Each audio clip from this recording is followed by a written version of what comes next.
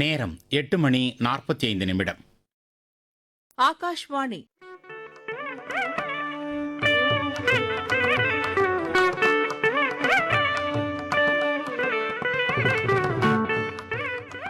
வானொலிக்கு 90 சிறப்பு நிகழ்ச்சி.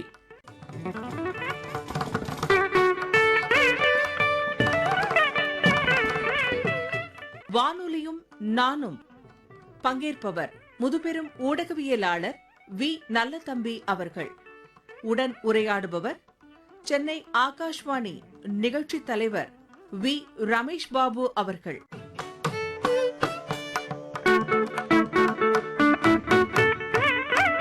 வணக்கம் நேயர்களே, நம்மளோட நிகழ்ச்சியின் தலைப்பு வானொலிக்கு 90. இந்த நிகழ்ச்சிக்கு இன்றைக்கு வந்திருக்கிற விருந்தினர் மிக மிக மிக பொருத்தமானவர். அவருக்கும் அகவை 90. நம்மளையும் விட மூத்தவர். ஆனால் இவரை பார்த்தா என்னை விட இளையவராக இருக்காருங்க மனதளவில். இன்னைக்கும் அவர் பாட்டிய சொல்கிற அந்த தகவல்கள் கேட்கும்போது பிரமிப்பாக இருக்கு. எப்பவுமே நல்லா நம்ம இருந்தோம்னா வீட்டில் என்ன சொல்லுவாங்க, பா தம்பி நீ ரொம்ப நல்ல தம்பிப்பா அப்படின்னு சொல்லுவாங்க இல்லையா. ஸோ வானொலிக்கு மிகவும் நல்ல தம்பியாக இருக்கவங்க ஐயா நல்ல தம்பி ஐயா வந்திருக்காங்க. ஐயா வாங்க, வணக்கம். வணக்கங்க.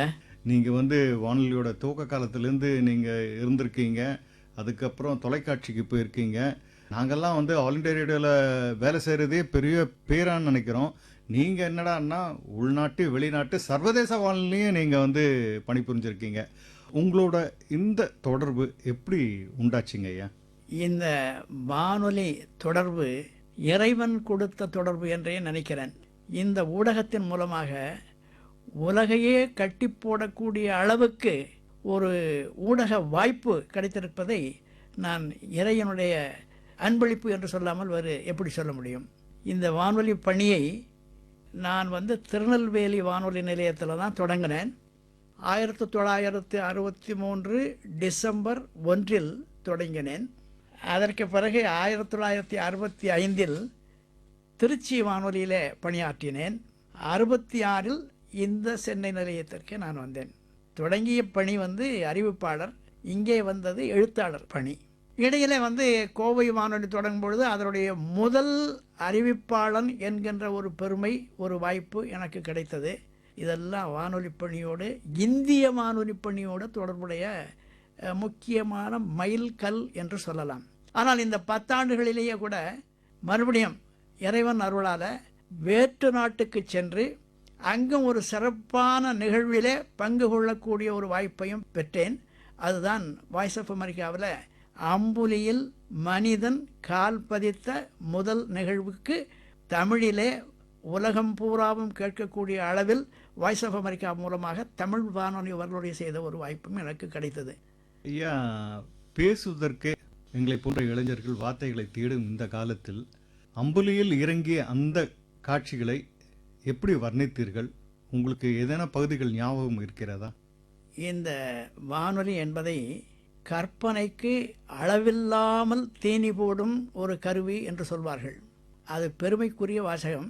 ஆனால் அந்த கருவியில் கண்ணால் பார்ப்பதை கேட்கின்றவர்களுடைய காதுக்குள்ளே நுழைக்கக்கூடிய ஒரு அபார செயலை செய்வதற்கு மொழி ஆற்றல் ரொம்ப வேணும். அந்த மொழி ஆற்றலை, உச்சரிப்பை நாம் பயன்படுத்துவதற்கு மிகச்சிறந்த ஆற்றல் வேண்டும். அதில் இந்த குறிப்பிட்ட நிகழ்வுக்கு நான் 2 பெரிய விஷயங்களை எனக்கு உகந்தவை அல்ல என்று கருதி பயந்தேன். ஒன்று என்றால், நான் தமிழ் படித்தவன். இந்த நிலவிலே காலடி வைத்தது என்பது ஒரு அறிவியல் சாதனையினுடைய ஒரு அபாரமான முதல் நிகழ்வு. அதற்கு எத்தனையோ ஆங்கில சொற்றொடர்கள் எல்லாம் குவிந்தன. அவற்றையெல்லாம் எடுத்துக்கொண்டு அதை தமிழ்படுத்தி தமிழ் வானொலி நேயர்களுக்கு புரியும்படியாக சொல்வது என்பது ஒரு பெரிய சவாலாகவே இருந்தது. அதை செய்து முடித்தேன். அதில் எனக்கு ஒரு மன நிறைவும் பணி மகிழ்ச்சியும் ஏற்பட்டது. ஐயா, சென்னை வானொலியில் உங்களோட பணி எப்படி துவங்கியது? என்னென்ன பணிகள் இங்கு பணிபுரிந்தீர்கள்? சென்னை வானொலி பணியை பற்றி சொல்வதற்கு நான் மிகவும் மகிழ்ச்சி அடைகிறேன். நான் முன்னாலே குறிப்பிட்டது போல பணி தொடங்கியது திருநெல்வேலி, திருச்சி. அங்கே அறிவிப்பாளர் பணி. சென்னை வானொலிக்கு நான் வந்தது புதிதாக தொடங்கப்பட்ட குடும்ப நலத்துறையில் எழுத்தாளர் பணி. அதில் என்ன ஒரு வேடிக்கையான நிகழ்வு என்றால், அந்த நிகழ்ச்சி துறைக்கு 2-3 அலுவலர்கள் நியமிக்கப்பட்டார்கள். நான் தான் அதில் முதல்ல சேர்ந்தேன். அந்த துறைக்கு பொறுப்பேற்க வேண்டிய நண்பர் ஆர் மகாதேவன் என்பவர், எக்ஸ்டென்ஷன் ஆஃபீஸர் ஃபேமிலி பிளானிங் என்று அது டிசிக்னேஷன் பெயர், அவர் இன்னும் சேரவில்லை. அதுக்கப்புறம் ஒரு ரிப்போர்ட்டர், களப்பணியாளர், களத்தில் உள்ள செய்திகளை எல்லாம் சொல்ல வேண்டியவர், அவரும் சேரவில்லை. இந்த நிலையில் நான் இங்கே சேரும் பொழுது அதற்கென்று ஒரு அறையை ஒதுக்கி இந்த பணியை தொடங்குவது என்ற நிலையில், தலைவரே இல்லாத ஒரு துறைக்கு நீ என்ன செயல்பட போகிறாய் என்று இங்கே ஆட்கள் தேவை நிறைய இருந்தது. ஆகையினால என்னை பல துறைகளிலே இணைத்தார்கள்.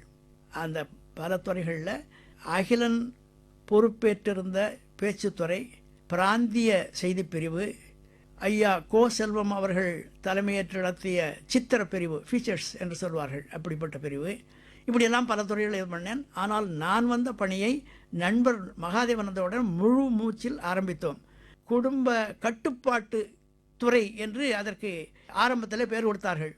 அதையே நாங்கள் ஒரு 2-3 ஆண்டுகளிலே மடை மாற்றி இதை குடும்ப கட்டுப்பாடு அல்ல, குடும்ப நலம் என்ற கருத்தை விதைத்த பொழுது எங்களை எல்லாம் ஃபேமிலி வெல்ஃபேர் என்று கொண்டு வரும்பொழுது எங்களை எல்லோரும் ஏற்றி போற்றி புகழ்ந்தார்கள் என்பதும் ஒரு வரலாற்று செய்தி. ஐயா, வானொலியை தவிர வானொலியோட தொடர்புடைய பிற முகங்கள் என்னென்ன? எழுத்தாளர்கள் என்கின்ற ஒரு தனி திறமையாளர்கள் இருந்தாலும் கூட நான் வானொலியோடு உள்ள செயல்களை எழுத்துக்களாக பதிவு செய்ய வேண்டும் என்று விரும்பினேன். அந்த காலத்தில் சொல்லுவாங்க, இந்த வானொலியை பற்றி காற்றிலே கலந்து போகக்கூடிய ஒரு சமாச்சாரம் என்று சொல்வார்கள்.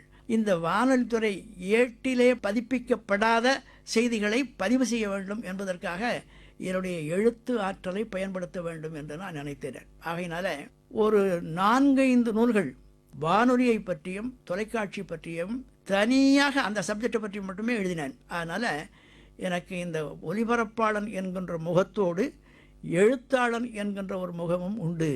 அது 2வது முகம் என்று சொல்லிக் கொள்வதிலே நான் பெருமை அடைகிறேன். தமிழ் வானொலி உலகம் அனைத்தும் செயல்படுகிறது, அதையெல்லாம் தமிழ் நேயர்களுக்கு சொல்ல வேண்டும் என்பதற்காக உலகமெல்லாம் தமிழோசை என்கின்ற ஒரு நூலை படைத்தேன். அண்மையில் இந்த வானொலி வாழ்க்கையில் ஈடுபட்ட கிட்டத்தட்ட ஒரு 3000 பேற்றை பற்றிய தகவல்களை எல்லாம் திரட்டி அதில் முழுத்திறமை பெற்றவர்கள் என்று ஒரு 300 பேற்றை தேர்வு செய்து, அந்த 300 பேரிலும் ஒரு 30 பேர் உடனடியாக மக்கள் கவனத்திற்கு வர வேண்டும் என்று ஒரு பட்டியலிட்டு அவர்களை பற்றிய தகவல்களை எல்லாம் தொகுத்து 30 ஆளுமைகளை பற்றிய ஒரு நூலை வெளியிட்டேன். ஐயா, ஒவ்வொரு வேலை செய்யும் முன்னாலும் நம்ம பல முஸ்தீஃபுகள் நமக்கு செய்ய வேண்டியது இருக்கும். நம்ம அதை எப்படி பண்ணுறது, எப்படி தயாரிக்கிறது அப்படின்றது நம்ம முன்னெடுப்புகள் செய்ய வேண்டியது இருக்கும். அந்த மாதிரி நிகழ்ச்சிகள் தயாரிக்கும் முன் நீங்கள் என்னென்ன மாதிரி உங்களை முன்னெடுப்புகள் செய்து கொள்வீர்கள்? வானொலியை பொறுத்தவரை நான் 2 துறைகளை 2 கண்களாக நான் நினைத்தேன். ஒன்று என்னன்னா சிறுவர் நிகழ்ச்சி துறை, இன்னொன்று குடும்ப நலத்துறை. இந்த 2 கருத்துக்களையும் அந்த டார்கெட் ஆடியன்ஸு கொண்டு போக வேண்டும் என்று சொன்னால் அந்த டார்கெட் ஆடியன்ஸினுடைய பின்புலம் என்ன என்பதை தெரிய வேண்டும். அந்த குழந்தைகளுக்கு கற்பதிலே என்னென்ன பிரச்சனைகள் எல்லாம் வந்தது என்று அவர்களுடைய கற்றல் பின்புலங்களை எல்லாம் ஆராய்ந்தேன். அவர்களுடைய பேக்ரவுண்டை செக்அப் பண்ணி அதற்கு தகுந்தாற் போல நிகழ்ச்சிகளை எல்லாம் வடிவமைத்தேன். ஐயா, பெரியவங்களை ஒலிப்பதில் சமாளிக்கிறதே பெரிய கஷ்டம். அப்படி இருக்கும்போது இந்த சிறார்களை எப்படி நீங்கள் வழி நடத்துனீங்க? அது ஒளிப்பதிவு பண்ணுறது கொஞ்சம் கடினமான விஷயம் அல்லவா? குறிப்பாக கிராம சிறுவர்களை நாம் கொண்டு அது வானொலிக்கு வந்தவுடனே இந்த லினோலியம் தரையும் கண்ணாடி சுவர்களும் அங்கங்கே உள்ள கருவிகளும் அந்த பிரமிப்பிலே அவர்கள் அடங்கி விடுவார்கள். அவர்களை முதல்ல அங்கே இருந்து வெளியே கொண்டு வர வேண்டும். கொண்டு வருவதற்கு அவர்களோடு இயல்பாக பேச வேண்டும். அவர்களுக்கு தெரிந்த சம்பவங்களை எல்லாம் சொல்ல வேண்டும். இப்படியெல்லாம் பண்ணினால்தான் அவர்கள் வருவார்கள் என்பதற்காக அவர்களுக்கு முதல்ல பயிற்சி நிறையா கொடுப்போம். அவர்கள் பள்ளிக்கூடத்தில் படித்த படிப்பை எப்படி மாணவர்கள் திரும்ப திரும்ப ஆசிரியர் சொல்லும்போது சொன்னார்களோ அது மாதிரி இங்கே பயிற்சிப்படுத்தி அவர்களுக்கு எப்படி குரல் ஏற்ற இறக்கங்கள் எல்லாம் செய்ய வேண்டும், போக்குவரத்து என்பதையெல்லாம் அவர்களுக்கு சொல்லி அப்படி நிகழ்ச்சியை ஒளிப்பதிவு செய்து பல ரீடேக்ஸ் எல்லாம் எடுக்க வேண்டியிருக்கும். அதெல்லாம் எடுத்து அவர்களை பதிவு செய்வேன். எப்போவுமே நமக்கு எதாவது தேவைன்னா நம்மளோட பெரியவங்களை பார்த்து கேட்டு தெரிஞ்சுப்போம்.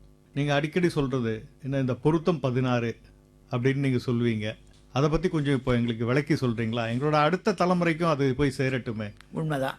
நான் இங்கே அகிலன் ஐயாவோட பணியில் இருக்கும் பொழுது பணிநிலை காரணமாக அவர் என்ன செய்வார், வரக்கூடிய பேச்சாளர்களுடைய தேர்வு செய்வதற்காக ஒரு பணியை நடத்த கொடுப்பார். நம் எல்லாத்துக்குமே தெரியும், வானொலி என்பதை ஒலியை அடிப்படையாக கொண்டு இயங்குவது. அந்த ஒலியை கொடுப்பவர்கள் பல ஆளுமைகள். அந்த ஆளுமைகள் அவரவர்களுடைய துறையில் புகழ்பெற்றவர்களாக இருப்பாங்க. அவர்களை ஒலிக்கு, நம்ம வானொலிக்கு தகுந்தாற் போல சொல்ல வைக்க முடியுமா என்று ஒரு ஆய்வு, பின்புற ஆய்வு செய்வாங்க. ஆங்கிலத்தில் அது ஆடிஷன் என்று சொல்வார்கள். அந்த ஆடிஷன்ங்கிற ஒரு வாய்ப்பை பலமுறை நடத்தும்படியாக எனக்கு ஐயா அகிலன் அவர்கள் கொடுத்துருக்குறாங்க. நான் பல ஏடுகளையும் படிச்சிருக்கிறேன். ஆனால் அதில் தொகுத்து பார்க்கும் பொழுது இந்த அம்சங்கள் எல்லாம் இருந்தால்தான் இவர்கள் ஒலிபரப்பில் சிறப்பாக செயல்படுவார்கள் என்று சொல்லியிருக்கிறார்கள். அப்படி பார்க்கும் பொழுது 16 வகையான பொருத்தம் வானொலிக்கு ஒருவரிடமிருந்து கிடைக்க வேண்டும். இந்த வானொலிக்கு 16 பொருத்தம் பார்த்தோம். அதை நான் பல கூட்டங்களுக்கு ஊடகத்துறை மாணவர்களோடு பேச போகும்போது எல்லாம் வலியுறுத்தி சொல்லியிருக்கிறேன்.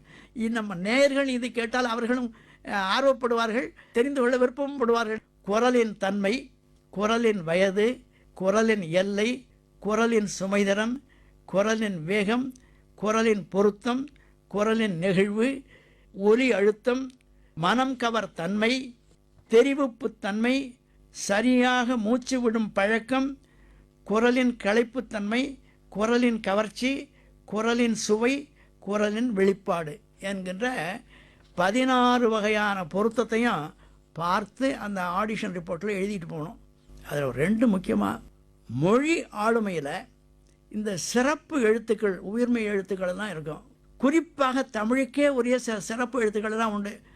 ழகரம், அது சரியாக சொல்கிறானா, ழகரம். ரகரத்தில் 3 வகை இருக்குது, நகரத்தில் 3 வகை இருக்குது. இதையெல்லாம் அவர்கள் சரியாக சொல்கிறார்களா என்பதை பார்க்க வேண்டும். ஐயா மிக்க நன்றி. தமிழ் வகுப்புன்னும் போது நன்னன் ஐயாவும் ஞாபகத்துக்கு வராரு. நீங்களும் அவரும் நிறைய நிகழ்ச்சிகள் தந்திருக்கீங்க, அதை பற்றி கொஞ்சம் சொல்லுங்களேன்.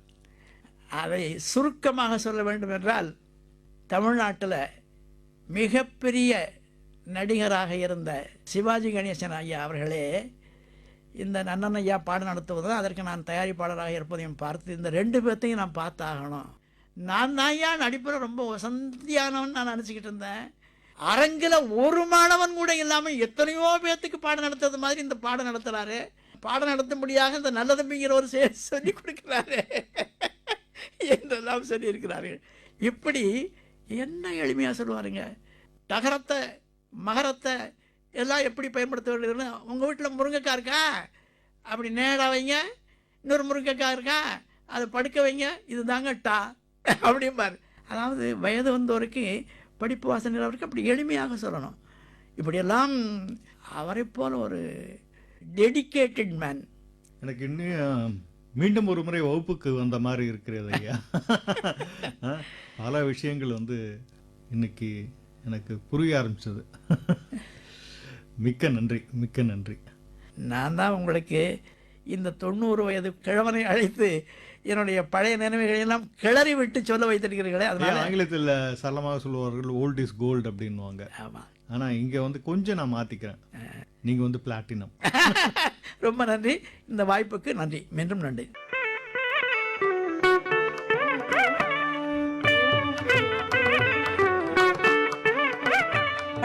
வி நல்லதம்பி அவர்கள். உடன் உரையாடியவர் சென்னை ஆகாஷ்வாணி நிகழ்ச்சி தலைவர் வி ரமேஷ் பாபு அவர்கள்.